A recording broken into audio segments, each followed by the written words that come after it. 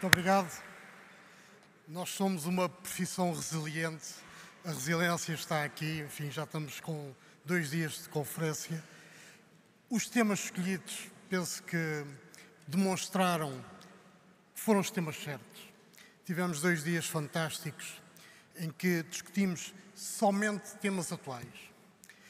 Desde a parte da inteligência artificial, onde tivemos aqui um painel e apenas algumas notas, onde discutimos oportunidades e desafios.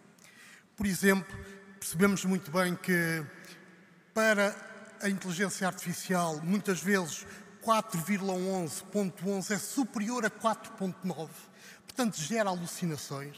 O Dr. Paulo Portas acabou de referir cuidado com as matérias que a inteligência artificial gera, mas também dissemos, não devemos recear, adotar em pequenos passos e abraçar esta tecnologia. No entanto, ela tem sempre por trás o homem. E, portanto, a capacidade de interpretar os dados é sempre, não de AI, mas HI, Human Intelligence. E sem Human Intelligence, essa inteligência artificial, que é fundamental, não é por si só e não vai substituir, por exemplo, a profissão de auditoria. Porque o ceticismo profissional está lá sempre e percebemos um pouco isso nestas matérias que nos a referiram. A seguir tivemos um painel fantástico de desafios de supervisão no contexto europeu, supervisão da nossa profissão. Um tema extraordinariamente atual, que culminou depois com a Sra. Comissária Maria Luísa Albuquerque, dando exatamente o corolário daquilo que acabamos por debater. De um lado, a necessidade de convergência, de cooperação no espaço europeu. Perceber que a proteção do interesse público da nossa profissão deve ser protegida independentemente de cada Estado-membro, da mesma forma. Mas para isso temos de ter o level playing field que foi referido. Isto é, temos que ambicionar a ter um regime que, por exemplo, foi dito, as normas internacionais de auditoria não estão adotadas em todos os Estados-membros. Portugal sim, mas não em todos os Estados-membros. E esse é um caminho que temos que prosseguir. Foi dito claramente qual é a possibilidade de caminho que vai ser colocada em discussão pública, se é cooperação, se é centralização, se é um misto dos dois. E isso terá necessariamente um papel extraordinariamente relevante que será equacionado, que é o papel do CAOB, que é um organismo que junta os supervisores europeus, mas que, foi dito aqui claramente, é, de um lado, um orçamento baseado na Comissão Europeia, é presidido pelos serviços da Comissão Europeia, não tem poder e, por conseguinte, vai-se manter ou não essa matéria. Também foi dito claramente pelo Accountancy Europe, muitas vezes, e pelo Nicolas Veron, muitas vezes o problema está até que ponto vamos resistir e manter o status quo, e o status quo em alguns Estados-membros. Será que isso é possível? Não é possível. Vamos ver os resultados, precisamente, da matéria que foi suscitada, a discussão pública que se irá iniciar muito breve. Por outro lado, sem isso, e como temática central, voltando à inteligência artificial, e também a inteligência artificial está na matéria da supervisão, porque os supervisores estão a utilizar também a inteligência artificial. Espero que não dê alucinações, mas pronto, e essa é uma matéria sempre constante em todos nós. A questão relativamente à Presidente da IESB, a doutora Gabriela Figueiredo Dias, que disse que também percebemos no painel anterior, homem e ética. E a ética, a palavra ética, foi uma constante em todos os aspectos dos nossos 2 dias. Ética, porquê? Porque somos uma profissão que tem que gerar confiança. E, portanto, a confiança é o baluarte daquilo que é o nosso propósito. E a confiança não se faz sem exatamente ética. Não vamos utilizar inteligência artificial, gerando inteligência artificial sem ética. E este vai ser o que vai caracterizar, indubitavelmente, o sucesso da nossa profissão, o Next Generation.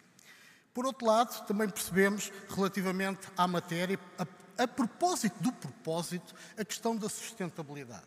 E reparemos, também um dos grandes motos que tivemos hoje foi exatamente, hoje e já ontem, foi exatamente que a sustentabilidade, por mais ómnibus que possam vir, de simplificação, que também é necessária, há algo a montante, que é o propósito com que as novas gerações olham para a sustentabilidade e, como dizia o nosso colega, cobram-nos do Brasil, cobram-nos essa matéria. A questão é como é que as organizações também se têm que preparar para dar resposta a essas questões. E não é somente porque vem uma lei a impor. Porquê? Porque eles vão ter que procurar financiamento e, portanto, vão ter que transmitir informação aos bancos para que, na gestão dos portfólios dos bancos, a componente ambiental, por exemplo, seja refletida. Por outro lado, também vimos excelentes exemplos no turismo, que representa 20% do nosso PIB a muito breve prazo, como é que o Instituto de Turismo está a fomentar os selos, que é uma iniciativa fantástica do ponto de vista de que é recolher informação de sustentabilidade e recolhê-la e dar selos em função disso. Agora, muito importante, a necessidade da verificação da auditoria dessas matérias. E isso não é imposto por lei.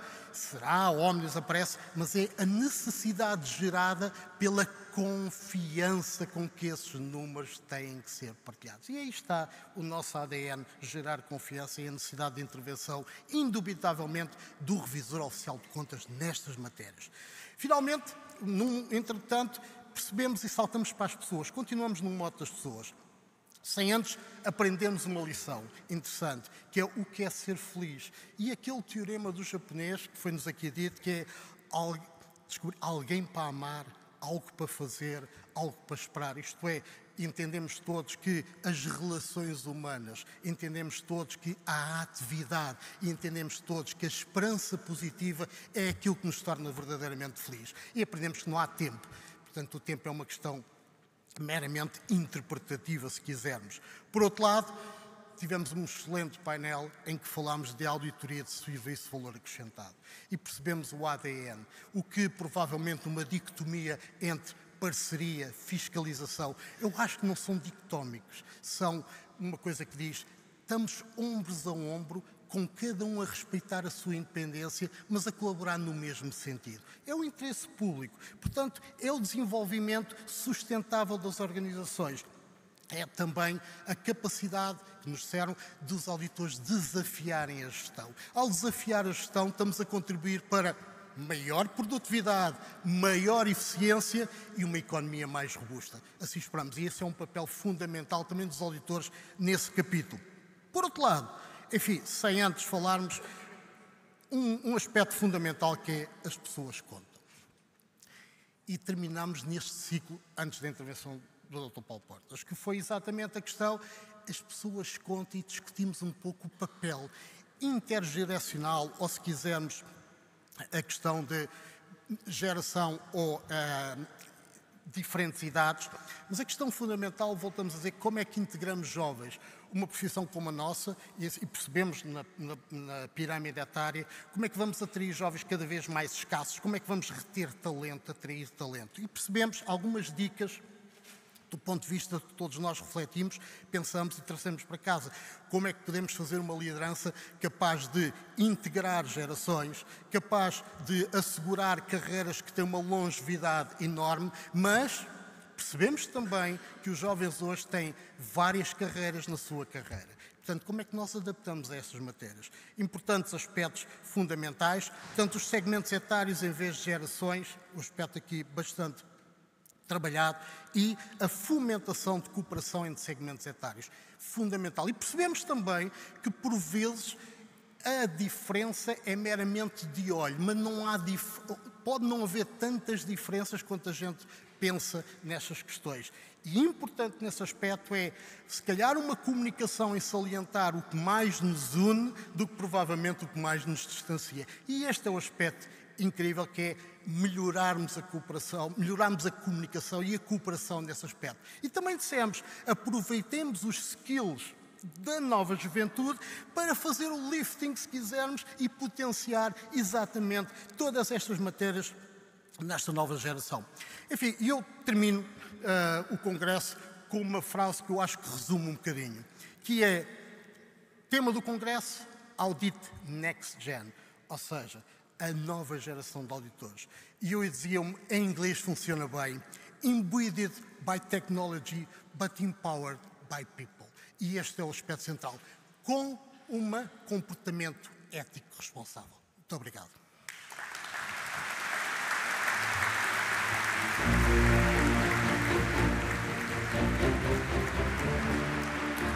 Sobe agora ao palco o Dr. Virgílio Macedo, bastonário e presidente deste Congresso.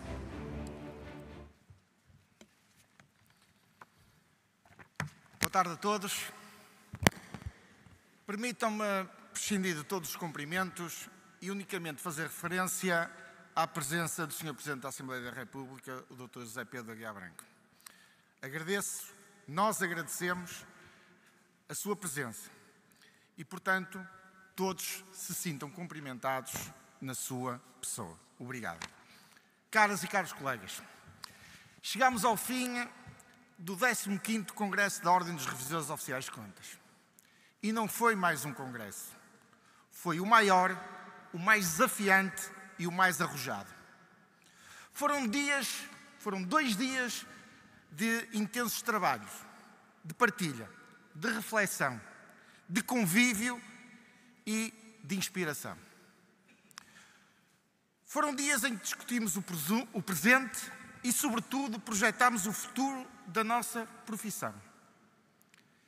Este congresso mostrou-nos que a força da nossa profissão não está apenas nas normas ou nos papéis de trabalho ou nos pareceres e relatórios. Está nas pessoas. Porque as pessoas é que contam, como ouvimos durante a tarde de hoje. Next Gen, mote deste congresso, não é o futuro da profissão, é o agora. É renovação. Renovação de pessoas, de tecnologia, de produtos, de serviços. Renovação que está nos jovens que vieram pela primeira vez a um evento desta ordem.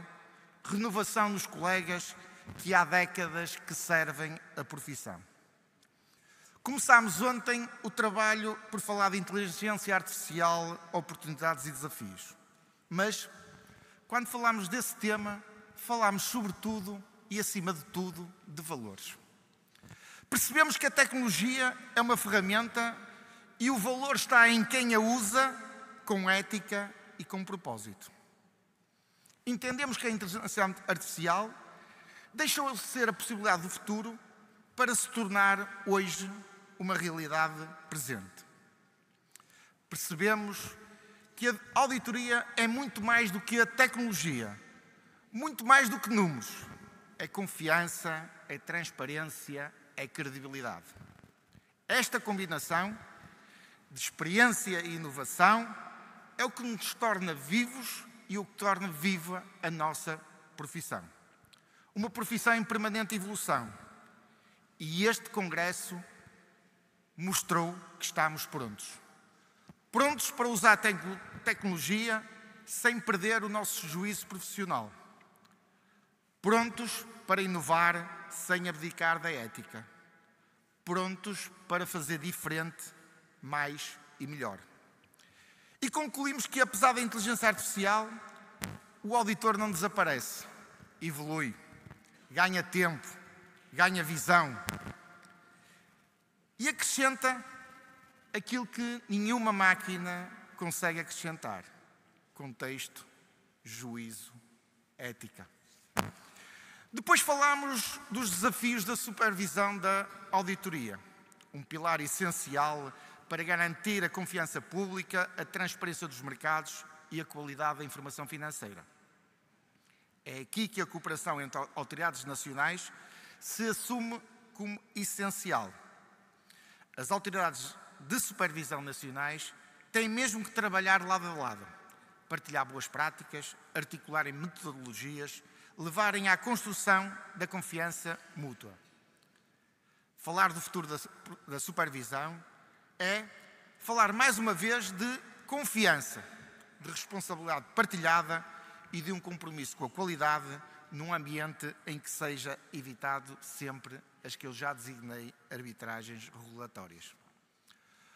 O futuro da supervisão constrói-se assim com visão, constrói-se assim com equilíbrio, constrói-se com muita cooperação, seja a nível nacional, seja a nível europeu, e essa supervisão deve ser tão exigente quanto proporcional, tão rigorosa quanto justa. Sem essa consciência colaborativa, não vamos dar o salto necessário que a profissão precisa e que a sociedade nos exige. Refletimos ainda sobre sustentabilidade. A sustentabilidade como capacidade de satisfazer as necessidades atuais sem comprometer as gerações futuras. Todos sabemos que a sustentabilidade não é apenas uma tendência, é um valor essencial. É neste contexto que os princípios ESG ganham centralidade. A sustentabilidade começa nas empresas que auditamos e prolonga-se de forma como nós próprios, auditores e revisores, servimos a sociedade.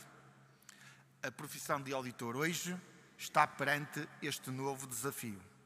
Mas está também perante uma oportunidade, reforçar o seu contributo para uma economia mais justa, mais responsável e mais consistente. Já durante o dia de hoje, falámos de auditoria como um serviço de valor acrescentado. Numa economia cada vez mais interdependente, complexa e regulada, a auditoria não é um mero exercício técnico, é um serviço de valor acrescentado que contribui diretamente para a robustez do sistema económico e para a confiança dos mercados. O valor da auditoria, como vimos, está na credibilidade que transmitimos, na estabilidade que proporciona e na segurança que oferece a mercados, investidores, reguladores, stakeholders e sociedade em geral. Reforçar o valor da auditoria é reforçar a confiança na economia. É dar às empresas instrumentos para crescer. E acabamos no ativo principal, as pessoas. Todas as pessoas contam, e contam muito. Em tempos de incerteza, a sociedade precisa mais do que nunca de confiança. E é isso que nós oferecemos. Somos os guardiões da confiança pública. São os revisores e auditores quem defende a integridade dos mercados, a transparência das empresas e o interesse dos cidadãos para uma economia mais justa, mais ética e mais sustentável. Este é o verdadeiro impacto da auditoria. Caras e caros amigos, a Ordem dos Revisores Oficiais de Contas continuará a ser uma casa aberta ao futuro. Uma casa onde todos cabem. O nosso compromisso é simples e é muito claro. Promover a excelência técnica, desenvolver a formação contínua, valorizar a ética e a independência e reforçar o prestígio social e institucional da nossa profissão. Temos hoje uma ordem moderna, mais próxima e muito mais participativa através de diversos fóruns e plataformas. Permitam-me uma palavra especial aos mais jovens revisores, aqueles que começam agora a trilhar este caminho extraordinário, mas exigente. O futuro, como eu disse, é vosso. Mas não esperem por ele. Façam-no acontecer. Não tenham medo da mudança, sejam a mudança. Não temam a tecnologia, usem, dominem-na com ética e com inteligência. E nunca se esqueçam, sempre, que o mais importante e muito mais importante que o algoritmo é o juízo profissional. O futuro da auditoria será, sim, digital. E a profissão não acabará, não. Caros colegas, saímos deste congresso com ideias novas, com energias renováveis e com um compromisso reforçado. Continuar a dignificar a profissão. Continuar a servir o interesse público, continuar a acreditar que podemos e devemos ser agentes de mudança. Porque, como também foi dito aqui, ser auditor ou revisor oficial de contas é muito mais do que uma profissão, é uma missão. Uma missão de elevado rigor e de elevada ética e de elevada transparência. Mas também de esperança. Esperança no valor das pessoas, das empresas e no país. Findo quase que está este 15º Congresso dos Revisores Oficiais de Contas, importa deixar um público agradecimento mais uma vez a todos aqueles que contribuíram para a sua realização e para o seu sucesso.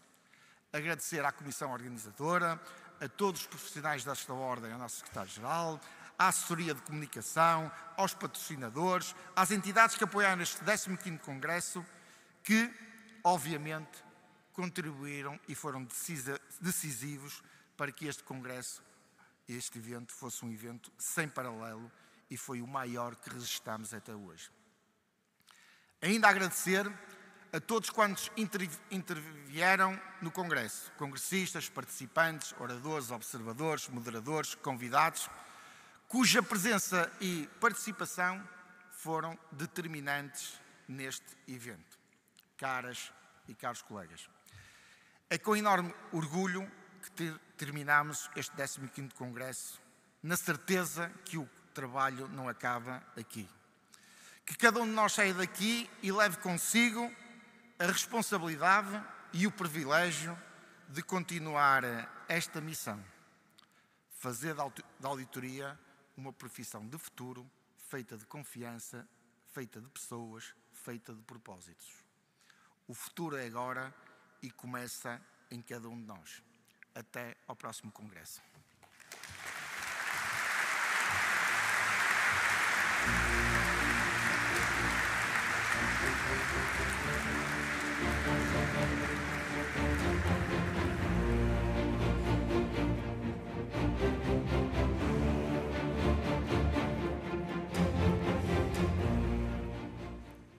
Terminamos com orgulho pelo trabalho realizado. O Sr. Bastonário já agradeceu, mas permitam-me que agradeça também, porque de facto foram 2 dias em que senti que o nosso dever está cumprido.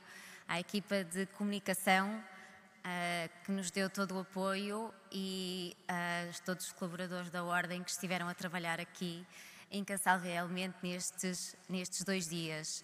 Entre as pessoas presencialmente e que nos foram acompanhando lá em casa, tivemos 1.353 participantes. Foi de facto, como o Sr. Bastonário disse, histórico. Agradecer também, e mais uma vez, ao Dr. Nuno Botelho de nos ter cedido a casa mais bonita do país, este palácio, que todos tivemos a oportunidade de conhecer estes 2 dias. Foi uma honra, um orgulho e um privilégio estar neste espaço. Agradeço a todos, mais uma vez, em nome do Conselho Diretivo, e para encerrar os trabalhos, chamo agora sim Sua Excelência o Sr. Presidente da Assembleia da República, José Pedro Aguiar Branco.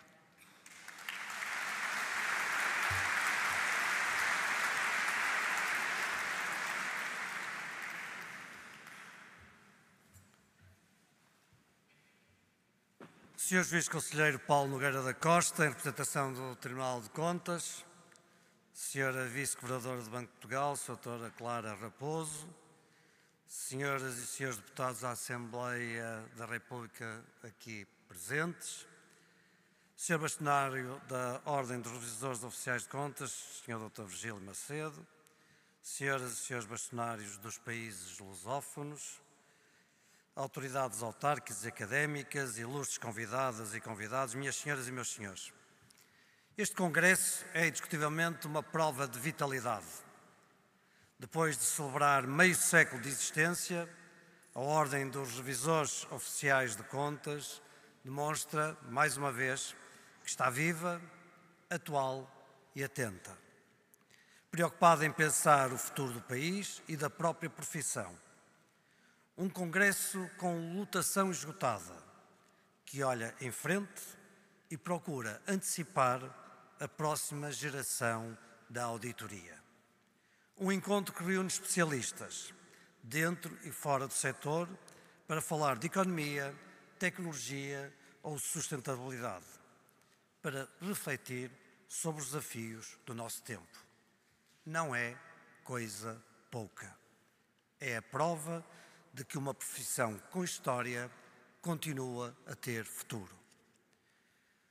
Sou do tempo em que se dizia que há mais vida para lá do déficit e que as dívidas não se pagam, gerem-se.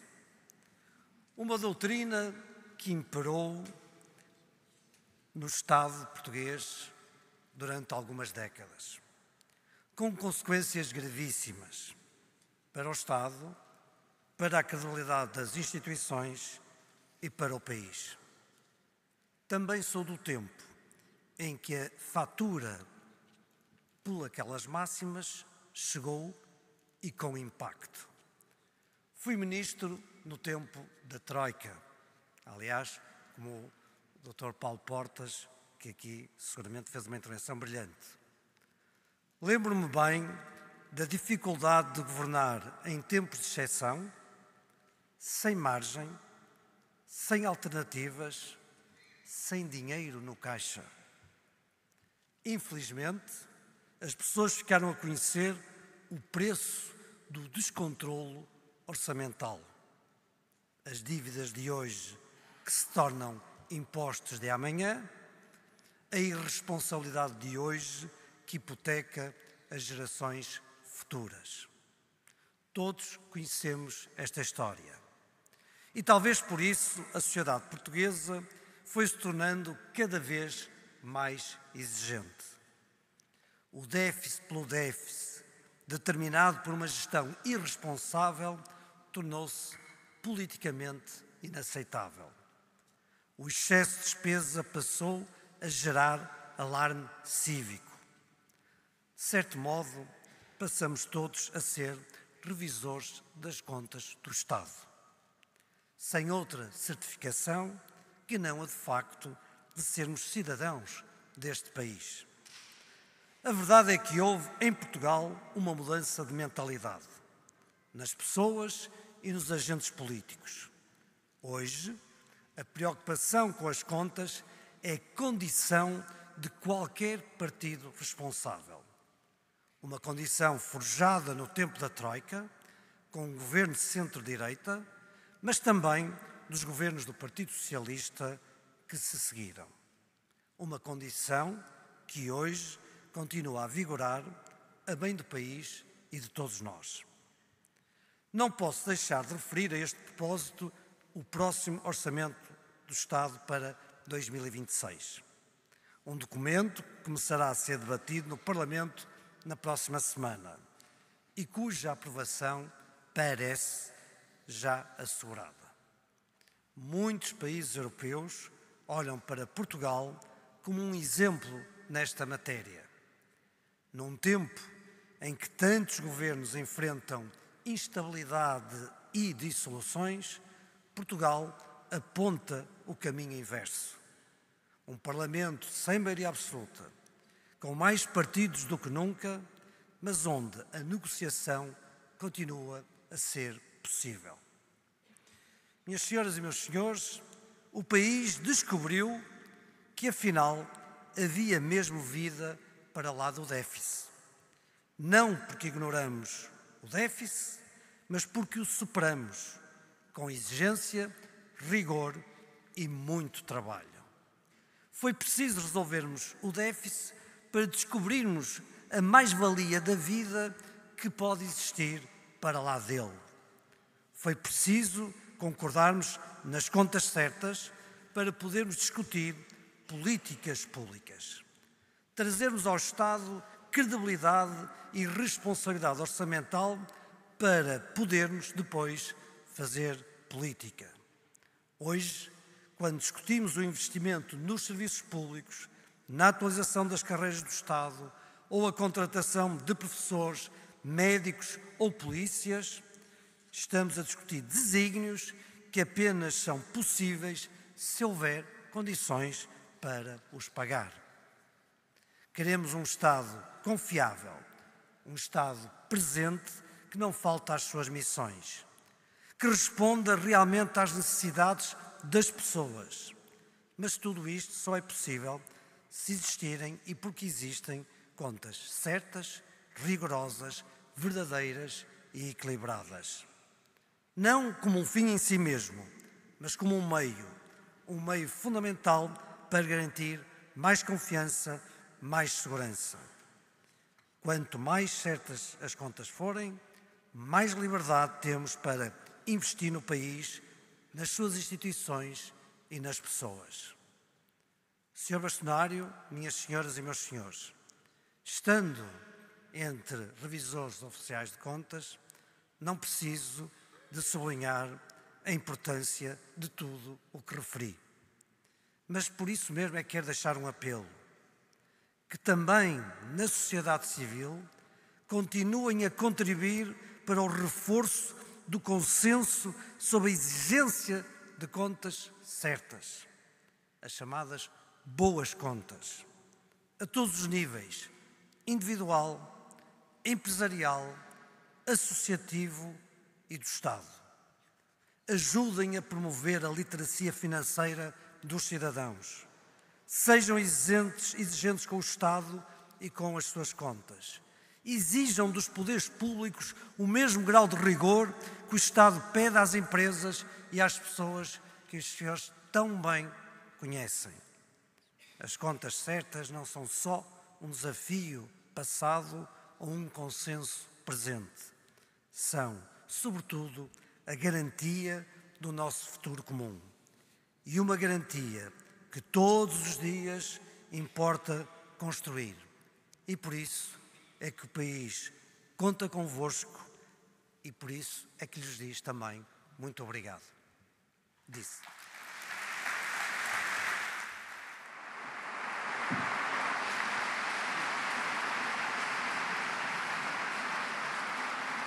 Obrigada.